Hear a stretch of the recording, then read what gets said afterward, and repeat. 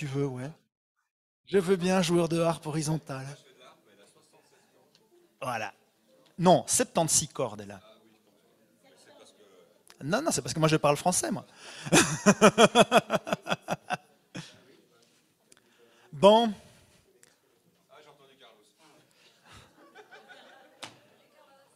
alors on va rendre hommage à Corinne Lafitte, d'accord? Pour l'amour de Sion, je ne me tairai pas.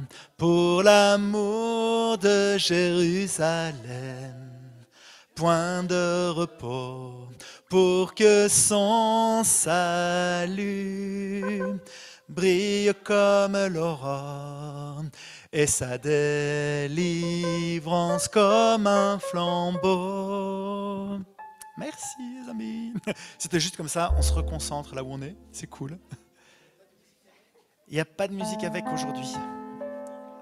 Ah non, ça a changé, hein. La maison de Jean, c'est plus ce que c'était. Hein. Ah là là là. Bon, bienvenue de retour.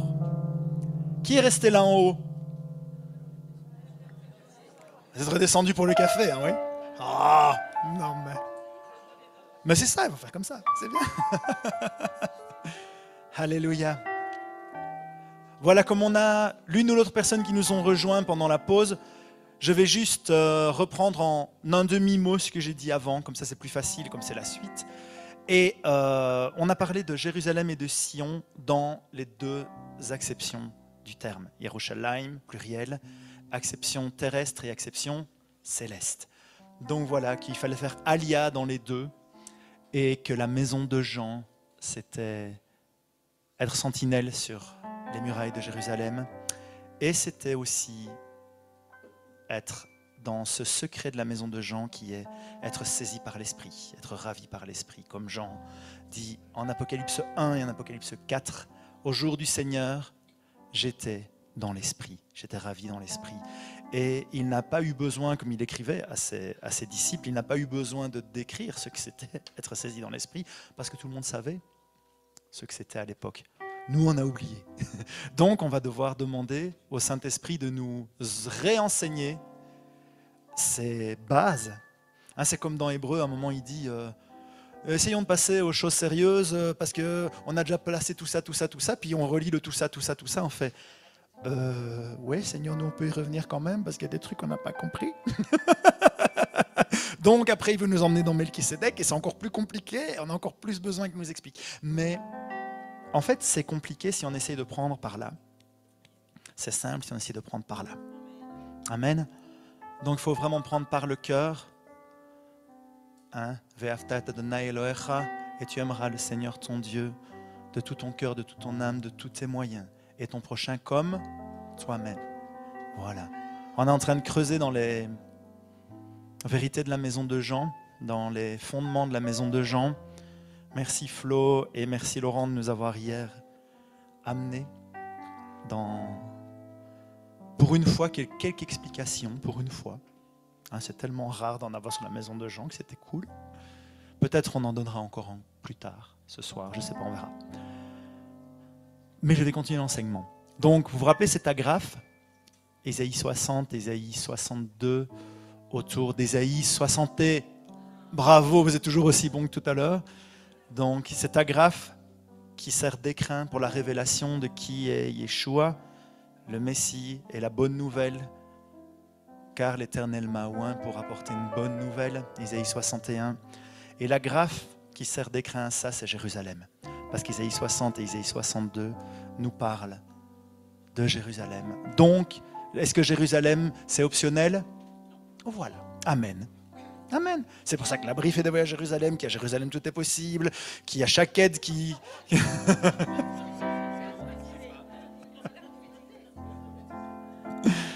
C'est parce que j'ai déjà participé à Jérusalem tout est possible, donc peut-être j'ai prophétisé pour l'avenir, gloire à Dieu. Novembre 2023, voilà en primeur, vous avez l'annonce. Jérusalem tout est possible. Voilà, alléluia. Plus l'internship chaque aide qui arrivera à un moment ou à un autre pour ceux qui veulent servir dans les maisons de prière francophones à Jérusalem. Alléluia. Ça va viendre aussi. Les inscriptions sont ouvertes dans les cieux. Bientôt, ça viendra sur la terre, parce que ce qui est dans les cieux précède ce qui est sur la terre. Alléluia. Donc, voilà. Allez, on va revenir à nos moutons et à cette partie d'agrafe d'Ésaïe 62. Donc, on a fait Ivrou, Ivrou, Bachéarim. D'ailleurs, mon frère ici, ton prénom c'est Jean-Paul. M'a rappelé, à très juste titre, que Ivrou, Ivrou, Bachéarim, qui veut dire franchissez, franchissez les portes, c'est la même racine que Ivrim, qui veut dire les Hébreux. Parce que les Hébreux, ce sont ceux qui ont traversé, ceux qui ont fait la traversée, ceux qui ont franchi. Donc si vous voulez devenir de vrais Hébreux, parce que nous ne remplaçons pas Israël, mais nous sommes greffés sur Israël. Donc nous participons à la sève hébraïque, eh bien nous devons franchir les portes de la révélation. Amen. Alléluia. Allez, on va continuer. Franchissez, franchissez les portes, préparez un chemin pour le peuple, frayez la route, ôtez les pierres, frayez la route. On va aller gratter là-dedans maintenant. Solu hamsila, frayez la route. Et la traduction qui est mise dans nos Bibles, qui n'est pas fausse, qui est frayer la route, elle n'est pas complète. Parce que l'hébreu, comme vous le savez, c'est une langue très très riche, qui a un potentiel agglutinant, qui veut dire qu'elle est polysémique. Un mot peut décrire plusieurs sens et qui ne s'exclut pas. Comme la Jérusalem terrestre n'exclut pas la Jérusalem céleste, la Jérusalem céleste n'exclut pas la Jérusalem terrestre, eh bien les différents sens que peuvent prendre une traduction d'un mot hébraïque ne s'excluent pas, mais s'agglutinent pour ouvrir davantage de révélations. Amen. Ah, j'ai eu un amen plus franc que tout à l'heure. Hein. Merci. Alléluia. Et alors, solu, qui est un verbe à l'impératif, à la même du verbe salal. Ok. Ça, pour ceux qui sont les plus hébraïstes parmi nous, vous êtes contents. Solu a la même racine que un mot que vous connaissez très bien dans les psaumes, Sélah. Sélah. Et on a traduit stupidement ce mot par pause. Parce que là, sur le coup, j'ose dire que c'est stupidement. Parce que certains, dans leur théologie, ont cru qu'il s'agissait simplement d'une annotation musicale qui venait dire, à ce moment-là, on reprend sa respiration pour chanter le reste du couplet. Oui, c'est pas faux, mais c'est loin d'être suffisant. Parce que dans le verbe salal, dans la racine qui est dans Sélah et qui est là dans Solu, et qui on retrouve dans Messila, hein, c'est tout, S-L, comme ça, sal, ça veut dire élevé. Donc quand il y a Sélah, c'est que la situation s'élève, c'est que le ton s'élève, c'est que la voix s'élève. D'accord? Donc Solu hamsila, ça veut dire élever la route. Ok, ce sont des routes élevées. Messila, Msila, chez les Israéliens de maintenant, parce qu'ils aiment bien enlever des lettres à leurs mots, ça veut dire une route qui est élevée. Et on va essayer d'entrer. Et Seigneur, je prie comme tout à l'heure, esprit de révélation, que tu descendes. Parce que moi, je ne suis pas capable de faire passer la révélation, c'est toi. Et que tu nous saisisses comme tu nous as déjà saisis dans cette maison de gens depuis hier, pour entrer. Les messilotes, frayez la route. Donc le début du verset, vous vous rappelez, c'est franchissez les portes, et puis frayez la route. Dans cette Jérusalem céleste et terrestre. Et nous allons entrer dans le mystère des routes, dont on va copieusement vous parler jusqu'à samedi. Amen. Alléluia. Je vais vous parler de la route mère. Qui est fils et fille d'Abraham ici? Alléluia. Alors la route dont je vais vous parler est la route mère pour vous aussi, parce que c'est la route d'Abraham. On va aller dans le chapitre 19 d'Ésaïe. Et c'est un chapitre qui est vraiment pas drôle. Mais vraiment pas drôle. Pourquoi? Parce qu'il promet des choses terribles, terribles, terribles sur la nation d'Égypte. Et la nation d'Égypte, dans la parole, bien sûr, ça parle de l'Égypte concrète, Mitzrayim, l'Égypte concrète, mais l'Égypte est un prototype des nations. Et un exemple de la façon dont le Seigneur va traiter avec les nations. Et quand on voit la façon dont le Seigneur traite avec l'Égypte en Ésaïe 19, c'est pas drôle, les amis. D'accord? Mais c'est là. Le Seigneur frappe, il dit, même au tout début, et comme je suis très visuel, ça me fait beaucoup rire, il est dit, le Seigneur monta sur un nuage rapide. Alors moi j'imagine le Seigneur qui prend sa Harley Davidson dans le nuage. Mais ça c'est moi. Mais Rick dit, si le Seigneur monte sur un nuage rapide, c'est qu'il y a du taf à faire. C'est qu'il y a des choses urgentes qui doivent être faites. Et qu'est-ce qu'il fait? Il monte sur un nuage rapide pour aller confronter les dieux d'Égypte. Et les dieux d'Égypte, c'est quoi? C'est tout ce en quoi le peuple de Mitzrayim, le peuple égyptien, mettait sa confiance. Vous les connaissez, tous ces dieux d'Égypte, les pharaons, toute leur sagesse, entre guillemets, séculaire. Hein. Et le Nil, qu'ils avaient déifié et qui était la source de vie pour eux. Enfin voilà. Et le Seigneur, il vient confronter. Et il vient frapper, jusqu'à ce que toutes ces idoles tombent. Et quand vous lisez Ésaïe 19, vous riez pas. Moi, quand j'ai commencé à étudier Ésaïe 19, j'ai dit, Seigneur, en quoi c'est une bonne nouvelle, ce truc? Et en fait, la fin est vraiment une bonne nouvelle intégrale, mais même le début. Parce que je sais qu'il y a des médecins dans la salle. Hein, j'en ai une juste devant moi, là, qui me fait un grand sourire. Quand, il y en a même d'autres, quand un patient s'est fait une fracture, qui ne s'est pas fait soigner, et que la fracture est complètement dégoûtamment, ça se dit dégoûtamment, resuturée, qu'est-ce que le chirurgien doit faire parfois? Il doit recasser pour réaligner. D'accord? Eh bien, Ésaïe 19, c'est ça. C'est le chirurgien qui doit casser pour réaligner. Et ce n'est agréable pour personne, c'est bien pour ça qu'on endort les patients avant de leur faire ça, parce que ça n'a rien d'agréable. Donc, même le petit bout là est d'accord avec moi, rien d'agréable. Mais c'est nécessaire pour la guérison du patient. Donc, ce que le Seigneur va faire avec Mitzrayim, avec l'Égypte, en Ésaïe 19, c'est rien d'agréable, mais c'est nécessaire pour la guérison du patient. Amen. Et ce qu'il fera avec les nations, c'est la même chose, il va envoyer des jugements. Ces secousses de gloire qui arrivent là, qui ont été prophétisées toute cette année. Hein? Mais c'est des jugements, les amis. On a parlé tout à l'heure du côté gouvernemental de Sion, mais c'est ça, ce sont les jugements de Dieu qui viennent, et ce sont des jugements d'amour. Ce sont des jugements pour guérir. J'ai frappé, mais j'ai guéri, il est marqué dans Ésaïe 19. D'accord? Et après, il y a toutes des promesses magnifiques sur l'Égypte. Entre autres, qu'il y a des 5 villes qui vont apparaître, qui connaîtront l'Éternel, qui craindront Dieu, qui parleront hébreu.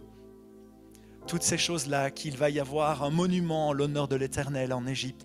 Toutes ces choses, allez relire, parce que je n'ai pas le temps, j'enseigne sur les Messilotes, j'enseigne pas sur Ésaïe 19 que Ésaïe 19. Mais je suis sûr que Florence se fera un plaisir de vous creuser ça.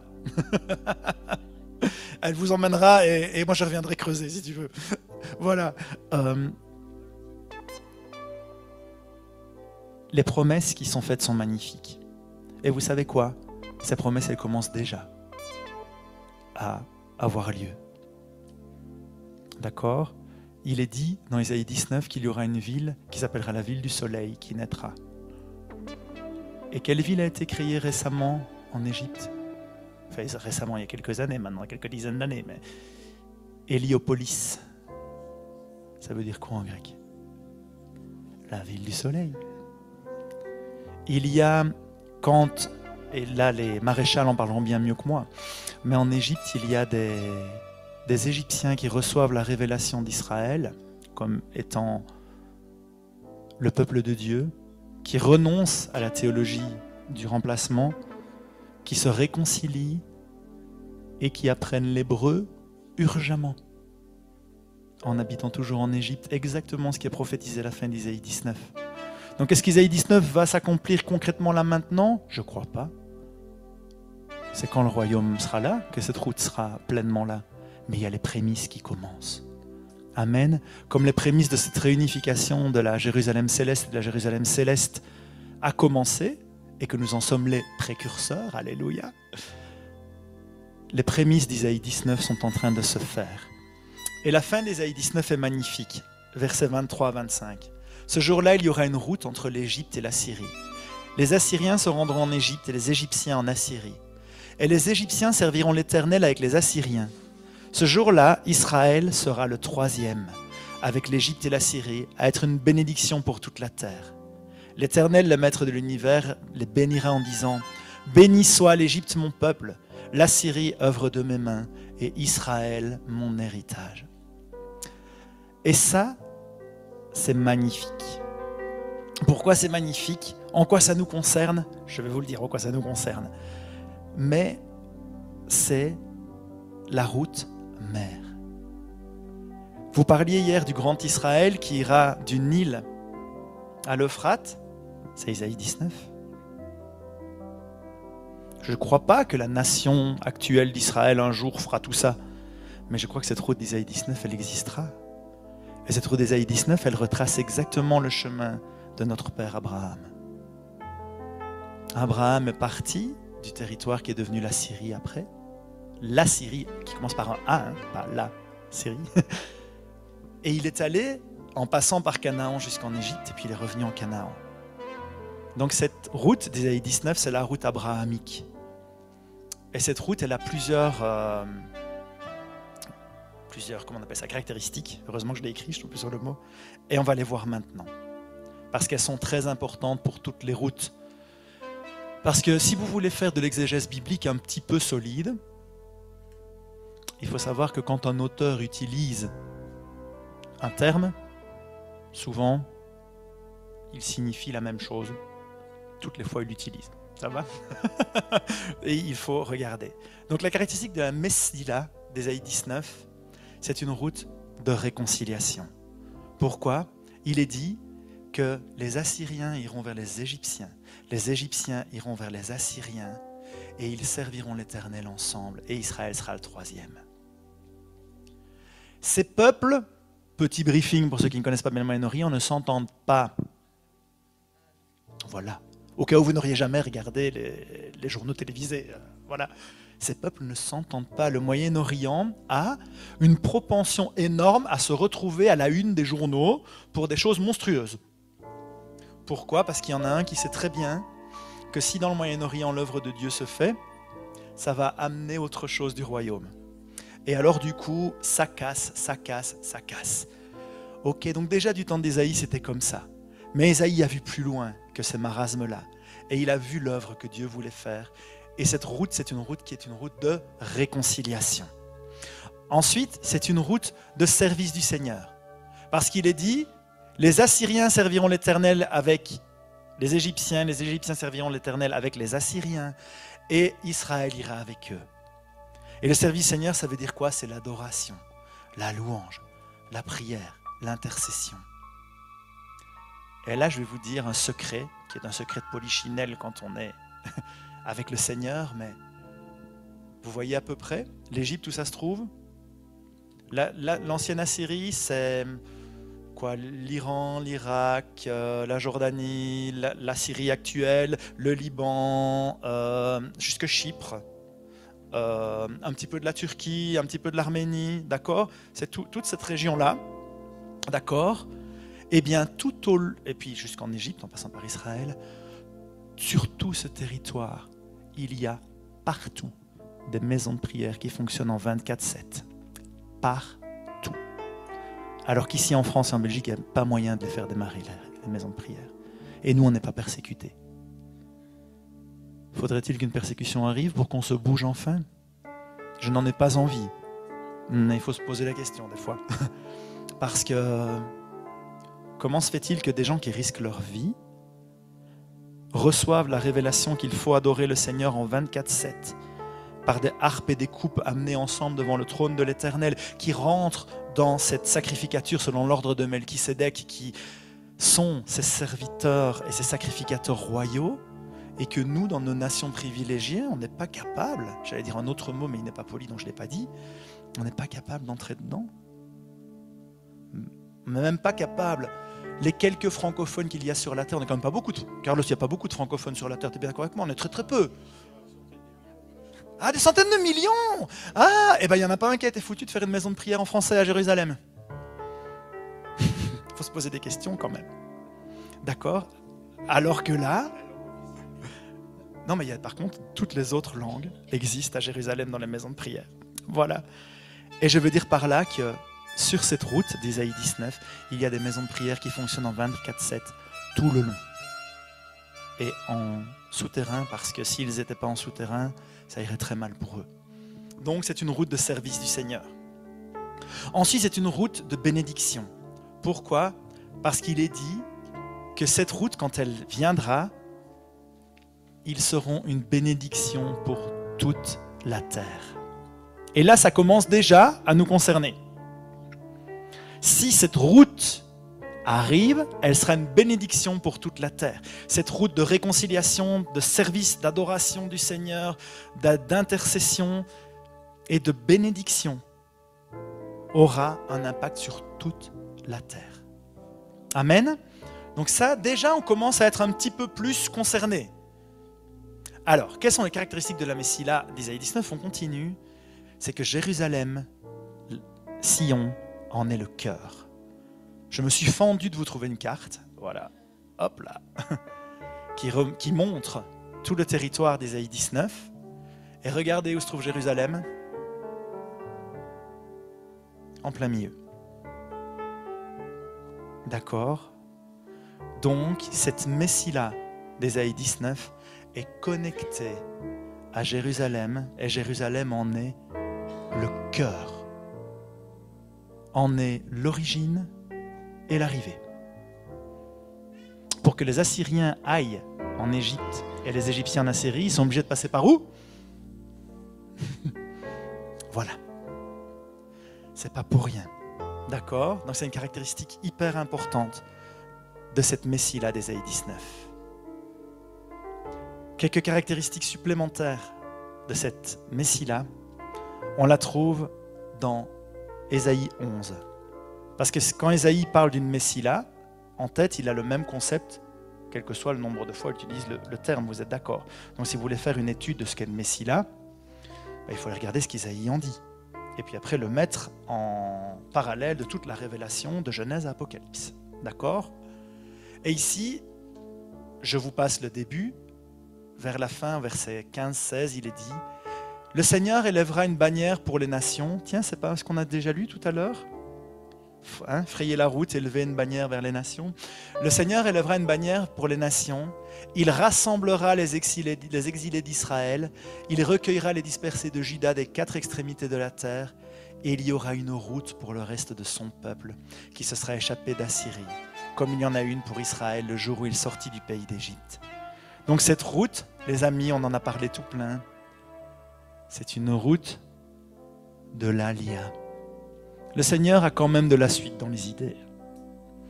On a vu que nous devions faire Alia et monter à Jérusalem, monter à la Jérusalem terrestre et à la Jérusalem céleste. Et dans le naturel, le Seigneur est en train de faire émerger une route qui est une route d'Alia. Pourquoi? Parce que sur cette route, sur cette Messila d'Ésaïe 19, les Juifs pourront retourner de tous ces pays-là. D'ailleurs, il n'y a plus beaucoup de Juifs dans ces pays-là. Mais ils sont allés où? En Israël. Le Seigneur les y a rassemblés. Amen. Donc c'est une des caractéristiques de la route d'Ésaïe 19. Et donc, il y aura sur cette route des lieux de refuge pour les Juifs. Ça va? Vous avez déjà entendu parler des lieux de refuge? Bien, parce que je n'ai pas beaucoup l'occasion d'en parler maintenant. Très bien. Donc, il y a des lieux de refuge pour les Juifs sur cette route. Donc, on revient, vous répétez après moi. Comme ça, bon prof ici.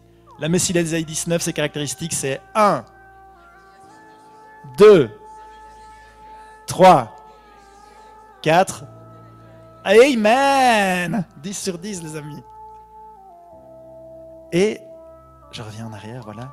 Quand on est allé à Jérusalem faire nos 3 mois de service là-bas, le Seigneur m'avait dit, tu vas aller pour déguster Ésaïe 19. Il m'a même dit pour Ésaïe 19. D'accord? Tu vas... Et on était là-bas, et on voyait en effet tous tout ce qui se passait. Il y avait même des Iraniens qui étaient à Jérusalem. Enfin, pas possible des Iraniens à Jérusalem. Mais oui, il y en avait. Donc voilà. Et on se réjouissait avec ça. Et à un moment, Rick enseignait pour la 32e fois sur la Messiah d'Ésaïe 19. Et il était tout excité et il disait ouais, en plus il y a une prophétie ailleurs dans la Bible qui dit que les Chinois viendront, etc. Et il était tout excité que les Chinois venaient pour la route d'Ésaïe 19, etc. Et puis nous, on était les internes, on était une douzaine d'occidentaux. Et il nous regarde. Eric, il a un cœur de papa. Ah, pour ceux qui ne le connaissent pas, il a un vrai cœur de papa. Et il nous a regardés et il a fait « Je suis désolé pour vous les occidentaux, il n'y a pas grand-chose dans tout ça. Je suis vraiment désolé. » Et à ce moment-là, moi, où le Seigneur m'avait dit « Tu vas aller là-bas pendant 3 mois pour déguster Isaïe 19 », bah, j'ai été cassé. Et je suis rentré en Belgique après. On a dû faire face à des choses pas faciles, avec cette frustration. Mais le Seigneur avait donné quand même quelques révélations qui allaient, mais ça ne me faisait pas sens. Et puis à un moment, je me promenais avec mon épouse dans les bois, et j'ai été saisi dans une vision qui a duré le temps d'un pas, réellement, mais cette vision, c'est comme si elle avait duré une demi-heure. Le Seigneur a downloadé, comme on dit maintenant, a téléchargé une révélation, et devant moi s'est ouverte une carte qui ressemblait un peu à la carte qu'on a vue juste avant, et j'ai commencé à voir des points qui s'allumaient sur cette carte, j'en parlerai un peu plus après. Et le Seigneur a commencé à me parler de toutes les choses dont il nous avait parlé pendant les 20 années précédentes. Et puis, il m'a dit, le verset que Rick utilise pour dire que les Chinois vont venir, veux-tu bien aller le relire, s'il te plaît? C'est Isaïe 49, versets 11 à 12. Et il me dit, ils viendront de Sinim, qui veut dire la Chine. Et il est marqué quoi juste avant? Les uns du nord et les autres de l'ouest. Les occidentaux, c'est les gens de où? A priori de l'ouest et du nord. Donc le Seigneur m'a dit, vous n'êtes absolument pas oubliés dans cette histoire. C'est juste qu'on n'a pas encore reçu la révélation de cela. Et il m'a dit, et lis encore le verset juste avant. Et j'étais lire le verset juste avant, le verset 11, qui dit, je transformerai toutes mes montagnes en chemin et mes routes seront refaites, seront relevées. Les voici, ils viennent de loin, les uns du nord, les autres de l'ouest et d'autres encore du pays de Sinim. Ce qui veut dire que les routes de l'Éternel, les messilotes de l'Éternel, elles vont être relevées dans toutes ces nations du nord, de l'ouest et de l'est. Et le Seigneur nous avait donné une vision à Jérusalem. Et cette vision, c'était une route qui est en train d'être construite. Il ne fallait pas être très intelligent pour comprendre que c'était Isaïe 19. Mais quand ça a zoomé dans la vision, il n'y avait pas d'accotement. Vous dites des accotements ici en France? Oui. Parce que parfois, avec mes belgicismes, je ne sais plus ce que je dis. Donc, il n'y avait pas d'accotement. Et les accotements, ça sert à quoi sur une route? À stabiliser la route. Et en regardant mieux la vision, du côté est, il y avait déjà un petit accotement qui commençait. Mais du côté ouest, il n'y avait rien. Et le Seigneur m'a dit, ces routes dans les nations de l'ouest, du nord et de l'est, ce seront les accotements de cette route d'Ésaïe 19, qui est la route mère. Parce que vous êtes tous fils et filles d'Abraham. Amen. Et ces routes qui doivent être refaites, il y a une prophétie qui est gravée à Jérusalem, dans le sol de Jérusalem, en face du parc Teddy, pour ceux qui le connaissent. Donc là, le parc Teddy se trouve où? Vous connaissez la porte de Jaffa, hein? La Sha'ar Yafo. Ah, c'est la grande porte par où tout le monde rentre, où il y a Mamila en dessous et où on va chercher des bonnes glaces, etc. Voilà. Eh bien, vous descendez de la porte de Jaffa et... Ah, je connais tous les bons glaciers de Jérusalem, si vous voulez. Non, c'est vrai. Mais tu prends une boule. Si tu prends une boule, de toute façon, elles sont tellement chères que tu peux en prendre qu'une. C'est pas compliqué. Donc, tu descends et tu arrives devant un beau parc qui s'appelle le parc Teddy. Et là-bas, ils ont depuis 5-6 ans peut-être un peu plus maintenant, mis comme une sphère qui représente le monde, qui est gravée comme ça. Je ne sais pas si vous avez déjà vu. Et en dessous, il y a cette lithographie-là qui a été gravée dans le sol. Et cette lithographie, c'est un pasteur protestant du XVIIe siècle qui l'a réalisée. Ça s'appelle les itinéraires spirituels. Et là, ça ne se voit pas bien, mais vous avez Jérusalem au centre et vous avez les 3 grandes routes qui mènent à Jérusalem. Et c'est Jérusalem qui en est le centre. Et nous, on a vraiment pris avec mon épouse ça comme la confirmation que cette révélation, le Seigneur l'avait donnée depuis longtemps. Voilà, donc ça, dans notre mouvement Shaked, il revient très souvent cette image, et on vous en reparlera encore. Quelles sont les caractéristiques de ce Messilote d'Ésaïe 49 que le Seigneur va relever? Vous les connaissez. La réconciliation, le service du Seigneur, la bénédiction, Jérusalem et Sion au cœur, et les routes de l'Alia. Puisque c'est le même concept. Ce sont des routes élevées. Et les psaumes disent, garde ton cœur plus que tout. Toutes ces sources sont en toi, etc. Et ceux qui cherchent l'Éternel trouvent en leur cœur des chemins tout. Eh bien, ce sont des messilotes toutes tracées qui est marqué là. Ce sont ces chemins élevés qui émanent du cœur. Et vous devez d'abord recevoir l'amour de Dieu pour pouvoir incarner ensuite ces chemins. Si vous ne recevez pas la révélation du cœur, vous ne pourrez jamais incarner ces routes, ces messilotes d'Ésaïe 49. Et ce sont des routes de réconciliation, des routes où on va adorer et élever le nom du Seigneur, des routes qui vont être en bénédiction pour toute la terre, des routes où Jérusalem et Sion seront le cœur qui vont venir s'aligner sur Sion, et des routes de l'Alia. Amen. Donc sur ces routes, il y aura des refuges. Amen. Des abris. Nous y sommes au cœur, n'est-ce pas? Donc, c'est extrêmement important. Seigneur, je prie que tu viennes, avant que je n'aille même plus loin, donner ça dans les cœurs.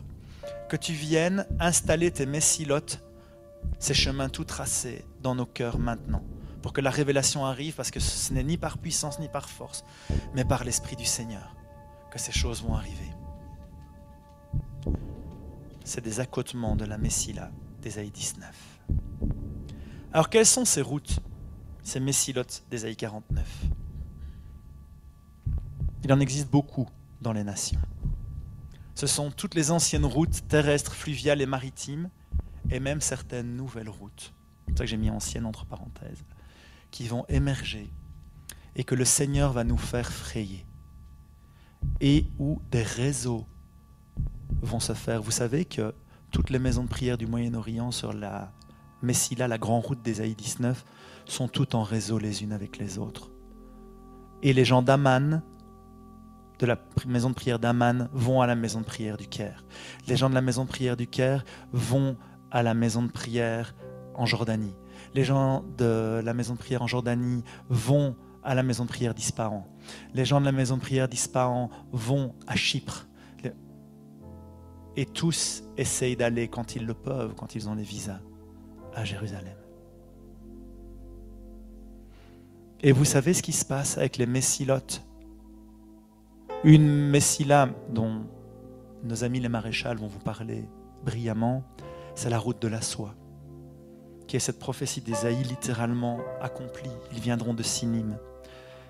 Des Chinois ont reçu la révélation il y a des années dans un mouvement qui s'appelle Back to Jerusalem. Retour à Jérusalem.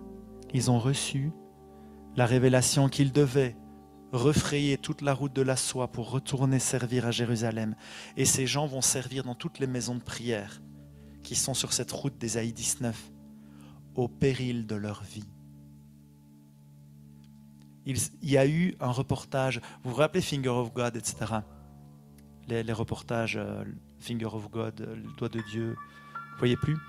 Non, c'était des reportages où il y avait surtout les miracles, etc. qui avaient eu lieu c'est sorti il y a une petite dizaine d'années. Et dedans, il y a un reportage sur ces Chinois, des églises souterraines aussi, là-bas d'ailleurs, qui savent que quand ils vont être ordonnés pour aller sur les routes. Ils ne reverront jamais plus leur pays et beaucoup mourront. Mais il y a un amour plus grand, plus fort qui les saisit et qui les envoie. Et quand vous vous promenez à Jérusalem en dehors de temps de Covid, il y a beaucoup d'Asiatiques. Parce qu'il y a beaucoup d'Asiatiques qui sont rentrés dans cette révélation des messilotes qui doivent venir soutenir la Messila d'Ésaïe 19. Et nous, là-dedans, qu'est-ce qu'on fait? Il y a trois corognos, mais on n'est pas des corognos. 3 petits ânes que le Seigneur a envoyés pour aller sillonner les routes de la francophonie, pour aller dire « Réveillez-vous les amis !» Il y a des routes qui doivent être réveillées parce que le Seigneur les réveille. Pour l'instant, c'est important pour lui, pour son royaume. Rentrez dans votre identité de fils et de fille du Père. Rentrez dans votre sacerdoce. Faites quelque chose, remuez vos puces. Ouvrez-vous sur Sion. Apprenez les routes de l'Éternel. Allez-y. Allez, oh! Et bien souvent, la réponse qu'on a, c'est «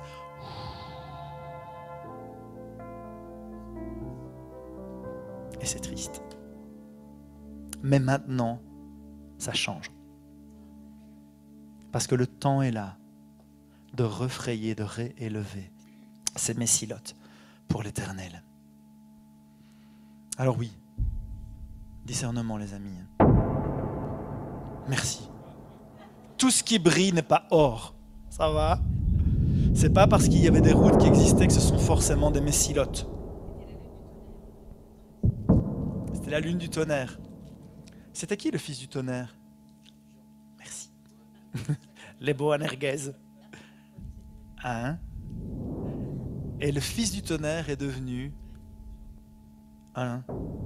comme dirait Fabi, un guerrier amoureux. Et ça, c'est très important. Ça va? Alors, quelles sont ces routes? Il en existe beaucoup sur la terre, mais il y en a aussi dans les cieux. Puis je vais bientôt arrêter sur l'enseignement et on va prier. Parce qu'il est dit, qui connaît le cantique de Déborah? Vous vous rappelez? Il est dit dans le cantique de Déborah, en Juge 5:20, que de leur route, les étoiles ont combattu Sisera et ont combattu pour Israël. De leur messilote céleste. Alors on peut comprendre ça comme simplement que le Seigneur a aidé, mais on sait bien qui sont les étoiles dans la main du Seigneur en Apocalypse. C'est lié aux anges des églises, etc. On ne va pas rentrer là-dedans, c'est trop long. Mais donc des êtres célestes combattent pour nous et combattent pour Israël depuis les messilotes du ciel. Donc il est vraiment temps que nous entrions dans cette révélation aussi que même dans le ciel, il y a des chemins tout tracés sur lesquels nous sommes appelés à aller suivre l'agneau. Voilà. À suivre l'agneau là-bas. Alléluia. Et évidemment, dans cette messie-là, et je clôture là-dessus, la vision éclair que j'ai reçue le temps d'un pas. La carte qui s'est ouverte devant moi, le premier feu s'est allumé à Jérusalem, puis à Éphèse, puis il a sauté la Méditerranée, il s'est allumé à Marseille et à Lyon. Et puis de là, ces flammes ont essaimé dans toute la France, vers la Belgique, vers la Suisse, encore plus loin, vers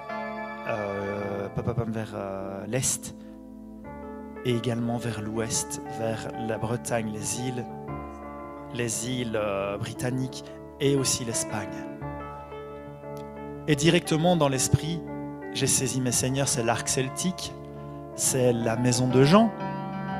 Et le Seigneur m'a dit, ouais, c'est bien, t'es lent à la détente, mais c'est bien, t'as compris. Et j'ai dit, mais Seigneur, pourquoi tu me montres ça? Et il m'a dit, qu'est-ce que je t'ai appris ces 20 dernières années? Oh, j'ai dit, Seigneur, tu nous as appris beaucoup de choses. Tu nous as appris le christianisme celtique, tu nous as appris les racines hébraïques de la foi, tu nous as appris Jérusalem, tu nous as appris à prier en proskunéo. Je lui cite tout ce qu'il nous a appris. Les harpes, les couples, les machins, etc. Et il me dit, j'ai de la suite dans les idées. Tout ça, c'est lié. Et tout ça, c'est lié dans la maison de Jean. Et il est temps de réouvrir la route de la maison de Jean au nom de Jésus. Il est temps de réouvrir la Messila de la maison de Jean. Il est temps. Vous savez pourquoi les mouvements d'évangélisation ne fonctionnent pas aussi bien qu'ils le pourraient? Parce qu'on n'est pas dans le bon mode. On est dans un mode qui est trop pétrinien, aussi bon soit-il. Aussi bon soit le mode pétrinien, on n'appartient ni à Pierre, ni à Paul, ni à Jean, on appartient à Christ, amen. Mais notre terre de francophonie, elle a vibré à la maison de Jean. C'est la maison de Jean, le premier élan missionnaire sur nos terres. C'est la maison de Jean, avec son côté voyant, son côté mystique, son côté surnaturel, qui est venu toucher les druides, qui est venu toucher les Gaulois, qui est venu toucher les Gallo-Romains, qui est venu toucher les Celtes qui étaient ici. Et l'église celtique en a été l'héritière. Et cette église celtique, à un moment, a dû arrêter d'exister parce que Rome avait décidé, je ne critique pas les catholiques quand je dis ça, je parle de quelque chose d'historique, d'accord?